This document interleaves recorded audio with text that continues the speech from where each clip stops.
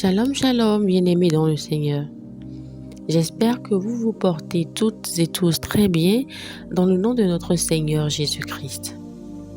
Aujourd'hui, dans cette vidéo, je vous parle de 10 choses. 10 choses que nous devons toujours demander à Dieu en tant que chrétiens chaque jour. Mais avant, je vous invite à vous abonner à notre chaîne Grâce et Bonheur TV si ce n'est pas encore fait. Et n'oubliez pas d'activer la cloche de notification pour ne rater aucune de nos prochaines vidéos. N'hésitez pas à liker la vidéo et à la partager autour de vous. Vous pouvez également nous laisser vos avis et vos questions en commentaire.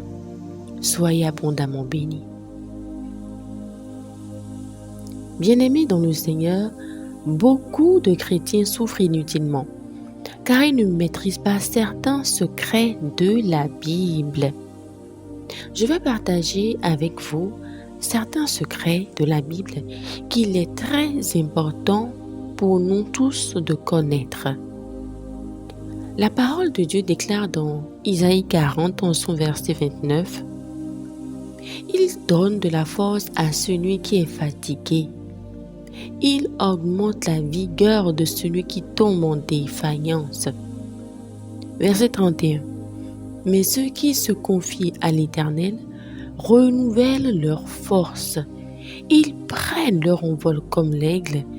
Ils courent et ne se lassent point. Marchent et ne se fatiguent pas. Bien-aimés, lorsqu'on observe un peu ce verset, on comprend que la force du chrétien, c'est sa confiance en Dieu. Si vous manquez de cette confiance en Dieu, c'est que vous allez beaucoup souffrir. Très bien.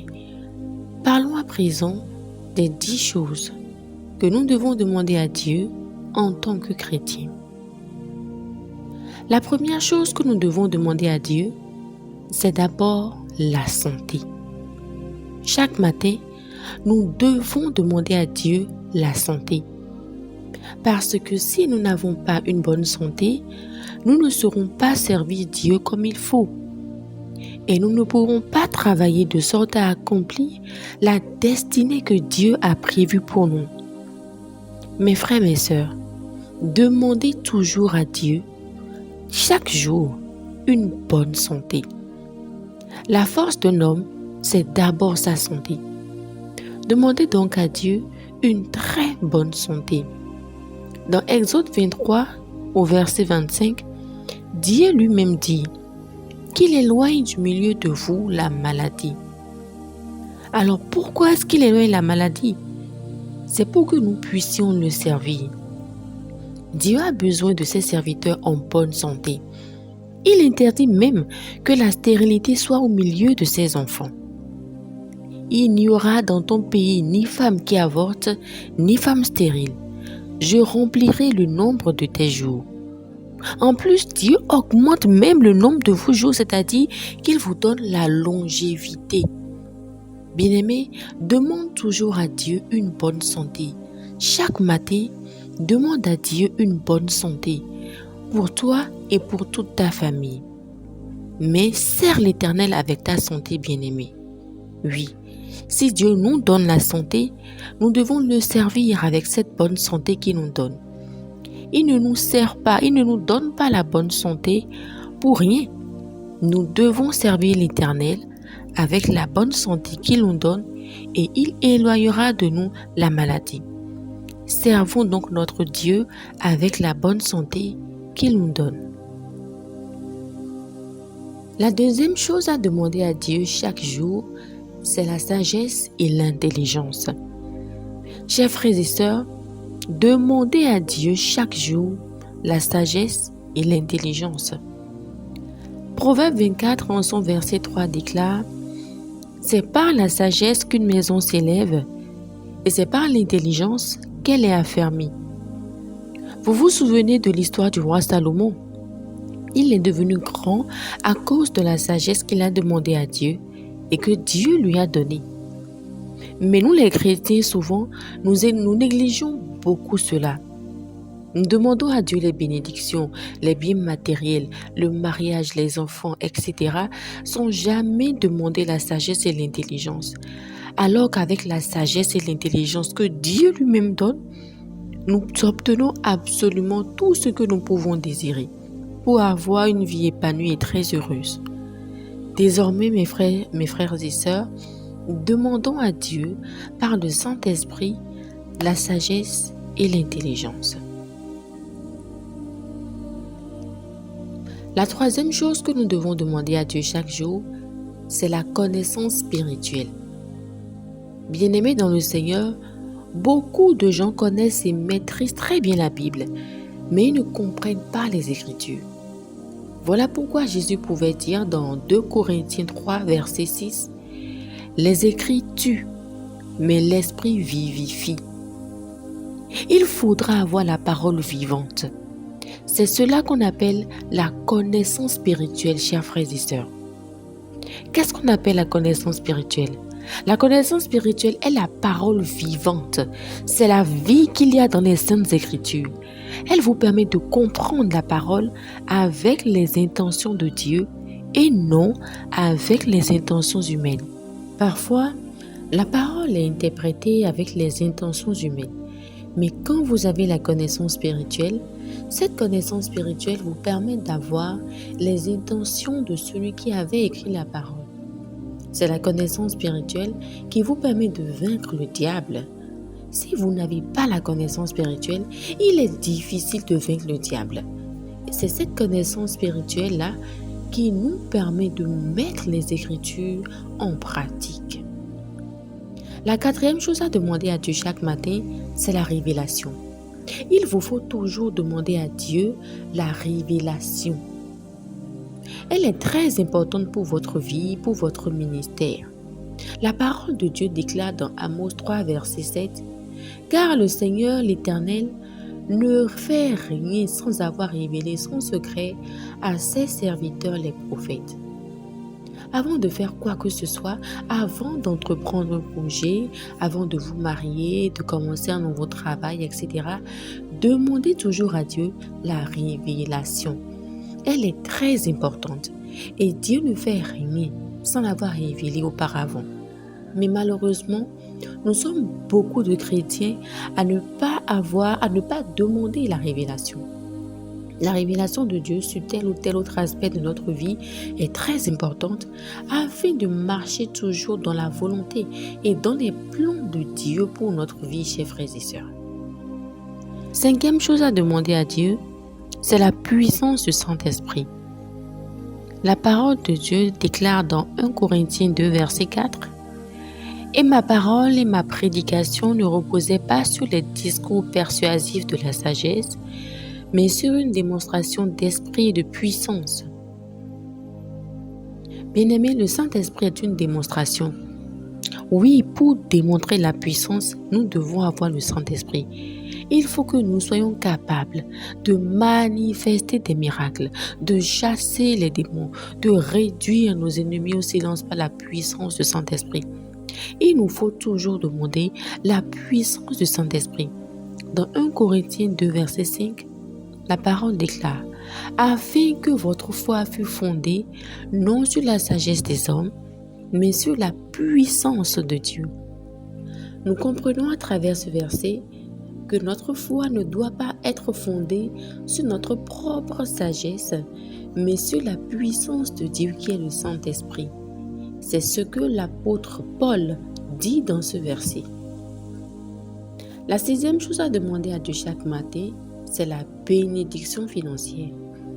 Elle est importante dans la vie d'un chrétien car elle répond à un seul principe, le rendez-vous du donner et du recevoir. La parole de Dieu déclare dans Luc 6, verset 38, « Donnez et il vous sera donné. On versera dans votre sein une bonne mesure, serrée, secouée, qui déborde, car on vous mesurera à la mesure dont vous vous êtes servi. » Chers frères et sœurs, chaque fois que vous pensez à recevoir quelque chose, pensez également à ce que vous allez donner. Car avec Dieu, il y a plus de bonheur à donner qu'à recevoir. 1 1 Corinthiens 9, verset 14 déclare: « De même aussi, le Seigneur a donné à ceux qui annoncent l'Évangile de vivre de l'Évangile. » Chers frères et sœurs, soutenez les serviteurs de Dieu. Donnez et faites avancer le royaume de Dieu. Chaque fois que vous rencontrez un serviteur de Dieu en train de prêcher l'Évangile, encouragez-le, surtout si la parole qu'il libère, surtout si les enseignements qu'il vous donne vous font du bien, vous touchent, vous édifient. Ne diminuez pas les hommes de Dieu. Si vous avez les moyens, soutenez-les. Et vous verrez comment Dieu va vous bénir. Soutenez l'évangélisation dans le monde. Vous devez demander à Dieu la bénédiction financière, car sa parole déclare dans Agé 2, verset 8, « L'argent est à moi et l'or est à moi, dit l'Éternel des armées. » Demandez à votre Père des cieux de vous donner l'or et l'argent, car ils lui appartiennent et vous êtes son enfant bien-aimé. Satan est clair, hein? Sa richesse à lui est pour ses adorateurs. Il a dit à Jésus: « Si tu m'adores, je te donnerai quoi? Toutes les richesses du monde. » On comprend par là que la richesse de Satan est pour ses adorateurs. Et la richesse de Christ, c'est pour qui? C'est pour ses serviteurs. C'est pour ses enfants. Si Satan donne à ceux qui l'adorent, pourquoi ne donnerait-il pas à ses adorateurs? Demandez à Dieu, votre Père, la richesse financière et comment avoir sainement l'argent afin d'être une bénédiction dans la vie des autres. Septième chose à demander à Dieu chaque matin, c'est la grâce de la jouissance. Oui, il y a une grande malédiction qui circule parmi les hommes, c'est de vivre sans jouir de votre travail. Tu bâtiras une maison et tu ne l'habiteras pas.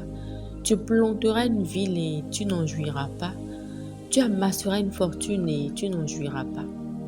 Jouir d'une bénédiction est une faveur qu'on ne peut obtenir que de Dieu. Nous devons demander à Dieu chaque jour la grâce de la jouissance des bénédictions qu'il nous donne. Il y a des gens qui travaillent beaucoup, qui gagnent un salaire, mais qui ne jouissent pas de leur salaire. À peine le salaire reçu, que les problèmes financiers viennent engloutir tout leur salaire. Si ce n'est pas un enfant qui tombe malade, c'est l'épouse ou la voiture qui se gâte, c'est l'épouse qui tombe malade ou c'est la voiture qui se gâte, ou c'est un décès qui surgit et qui fait dépenser beaucoup d'argent. Travailler beaucoup et ne pas jouir de ce qu'on gagne est une malédiction. Se marier et jouir de son mariage est une grâce divine. S'enrichir et jouir de la richesse est une bénédiction de Dieu.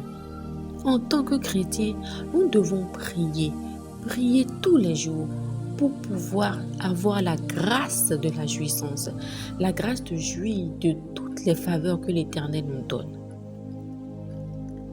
La huitième chose à demander à Dieu chaque jour, c'est la faveur dans les relations.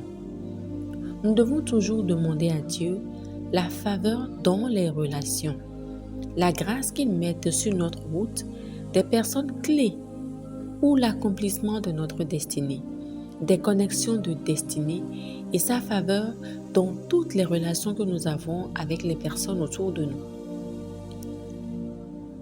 La neuvième chose à demander à Dieu, c'est la grâce d'être une source de bénédiction pour tous.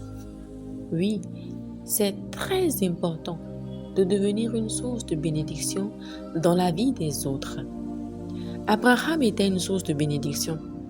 Nous devons être comme Abraham, notre Père dans la foi.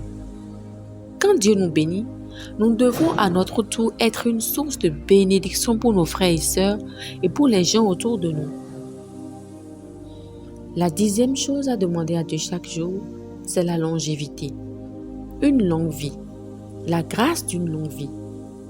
La longue vie a été promise plusieurs fois dans la Bible par Dieu. Honore ton père et ta mère pour avoir une longue vie. Vous servirez l'Éternel et vous aurez une longue vie. Servir Dieu vous donne une longue vie. La crainte de Dieu également vous donne une longue vie. Vous marchez dans la crainte de Dieu et Dieu vous donne de longs jours sur terre.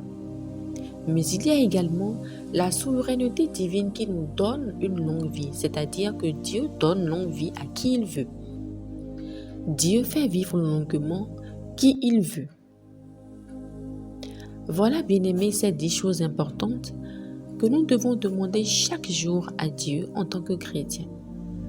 J'espère que la vidéo vous a apporté un petit plus pour la gloire de Dieu. Soyez abondamment bénis et que grâce et bonheur vous accompagnent tous les jours de votre vie.